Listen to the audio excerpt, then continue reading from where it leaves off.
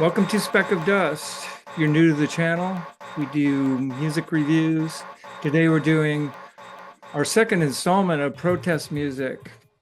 My choices are one artist that's targeting a specific persecution of a people, and then a very abstracted protest, perhaps the evolution of man or against the C word capitalism.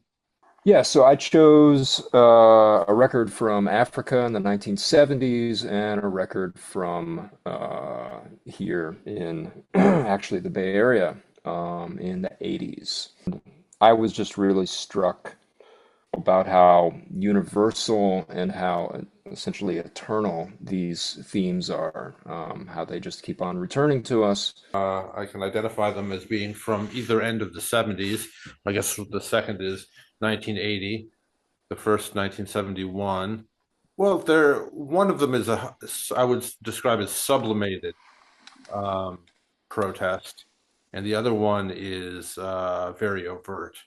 So my first record is Zombie from Fela Kuti. This came out in 1976 in Nigeria. Fela probably needs no introduction, but Fela was the primary inventor of Afrobeat, I guess you could say. He was never apolitical.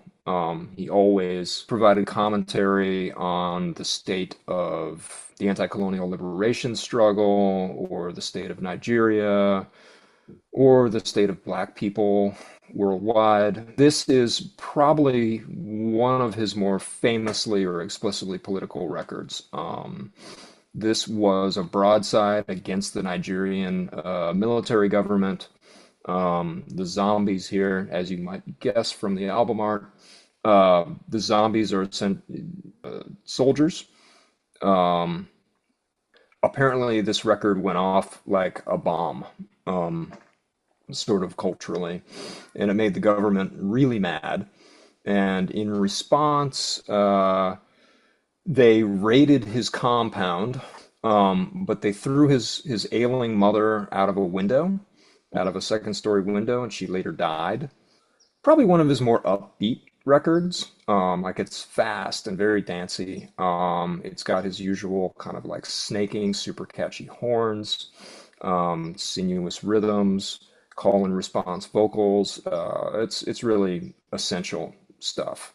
If you don't know Fela, this is a pretty good place to start.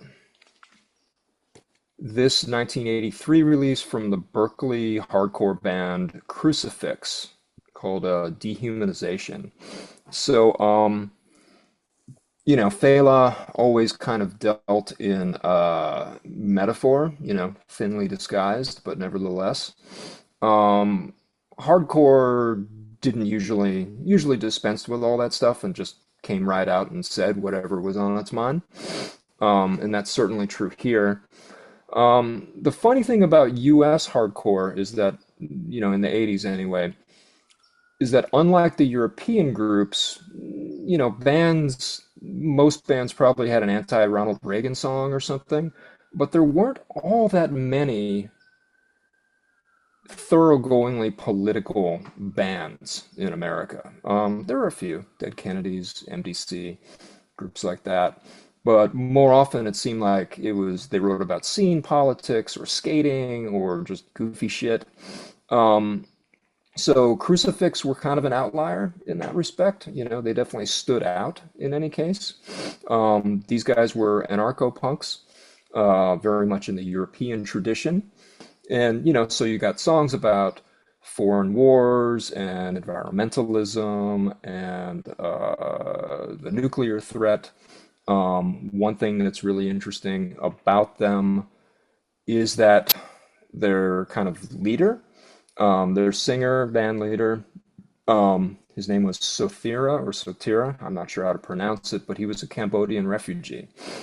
His family had come here in the 70s, fleeing Cambodia and the Khmer Rouge as part of, the sort of long tail of U.S. intervention in Southeast Asia. So the man knows of what he speaks. And the music itself is also kind of stands out for the 80s. It's very European as well. It's not quite a D-beat record, but they take a lot of inspiration, not from bands like Black Flag, but more from bands like Discharge. So, these songs are short, they're sharp, they're pretty catchy. These guys really cared. I have Robert Wyatt, Old Rotten Hat, his fourth solo album after Soft Machine and Matching Mole. It's from 1985 on Rough Trade Records. I describe this as soft art rock. In his own words, he describes it as unmissable music that cannot be appropriated by the right or broadcast on Voice of America.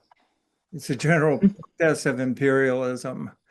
And more specifically, one song, East Timor, which is an island outlier in seeking independence in the 70s through the 90s of Indonesia.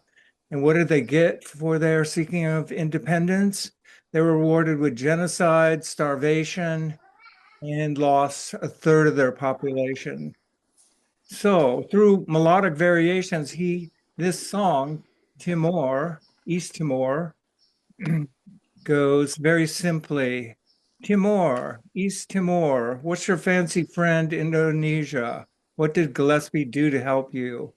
With repeated variations. And it's very beautiful effect on the song. Let's see, what does it look like in the middle? It's pink. And then again, his wife's painting on the back. So this is overall dominated by spooky keyboards, his favorite being the Riviera portable organ, which has a unique sound, and then subtle drum machines. He plays all the instruments, and the understated passion for his subjects is infectious. He's got a novel voice, and he's very much in demand to appear on other people's records as vocalist. This has peculiar melodies that are soft, resonant, sometimes scatting, and the lyrics are just downright puzzling. It's the Canterbury sound with all its floaty, cerebral gooiness. If you want something more rockin', you should check out Sleep from 97. And in general, Robert Wyatt is an acquired taste, so beware. And then I have Faust, self-titled, and you can see the X-ray of the clenched fist. This is printed on Mylar with a clear album. So it shows through like that in reverse and positive image there. I'm going to slide this behind it just so you can sort of see it. So this is a protest of the international capitalist system or the evolution of man by creating rude and unsavory music. Good luck. This represents rock's bleeding edge of German 70s experimentalism and is made to confound and break down the conventions of music in general. They use found sounds, field recordings, voices, synths, guitar, drums, but it's not noisy. It's just generally bemusing. It's completely abstract, and perhaps in parts it equates the sound of a student revolution. It's sort of got the groove of Tradgrad Ox Denner at times, but it's always different. So side one, Why Don't We Eat Carrots? And Meadow Meal are two songs. Side two is all live. It's a suite with many different parts and just as good as side one. The songs in general are weirder than hippie jams and transgress at will. They're totally inconsistent between groove and nonsense. Gotta love them. Some of their other records are more palatable and sometimes more grounding. This is about as weird as krautrock gets. It's difficult. It's sort of like out of the frying pan into the fire music. Here we go. This I have called sublimated protest music because, of course, it's really it's very subdued sounding and quiet and introspective for the most part. He does take up themes like ecology in what's got to be a first for the popular music world. But even there, he sounds kind of forlorn and just sort of like he's an onlooker on just a world that's destroying itself. So he's not really rattling any cages here.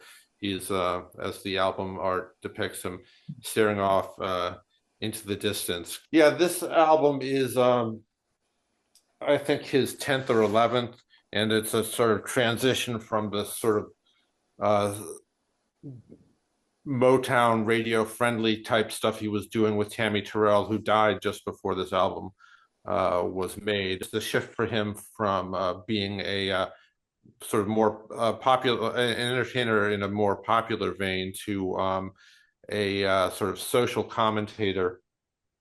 But it turns out with great popularity as well. This album was, I think, #1 on the charts back when it was released. Yeah, What's Going On? It's a great record that takes the viewpoint of somebody sort of returning to this country after fighting in the Vietnam War and looking at all the domestic problems that are running rife. Introspective, forlorn sounding stuff, while at the same time being remarkably catchy and yielding, I think, 3 different Billboard hits. Sublimated Protest, #2 from the other end of the decade, or again, right at the beginning of the 1980s, coming straight from the Bay Area.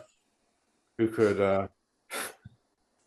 pass up the opportunity for to talk about the Dead Kennedys' fabulous Fresh Fruit for Rotting Vegetables record. This is explicitly political. Kill the Poor is not actually an endorsement of murdering poor people. It's about it's sung in character, as it were, whereas other songs like Let's Lynch the Landlord are in the more authentic voice of Mr. Biafra. And musically, I don't know what to say about this that hasn't been said already. It's, of course, there's really tight musicianship, and they're really fast, and there's great vocals, great guitar, lots of surf elements to it. So it's kind of got there's a sense of humor that comes across in the music that I think is really one of the Dead Kennedys' hallmarks, and sets them apart from